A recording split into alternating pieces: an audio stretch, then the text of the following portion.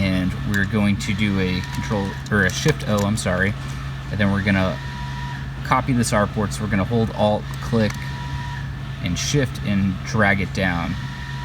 And what we're gonna do is we're actually gonna create a third artboard, and I'll show you why right here. So this first one is going to be our screen print artboard. So we're going to go ahead and delete the black circles from within, and then we're going to ungroup those, and we're going to select this black stroke here, whoops, and we're going to actually going to lock our other artboards real quick. We're going to go ahead and select the black stroke,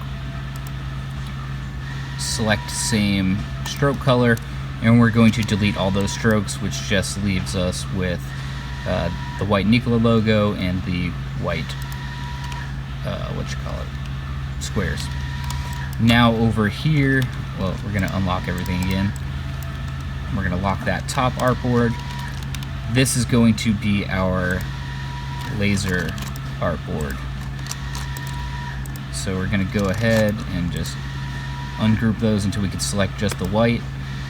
And we're going to select same fill color, and we're going to delete all the white. So basically the black circles are the registration marks for the laser, and these are all of the cut paths.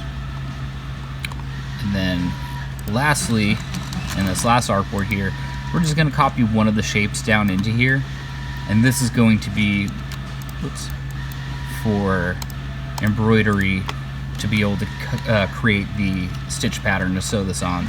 So basically we have three artboards. We've got screen print, laser, and then we have embroidery.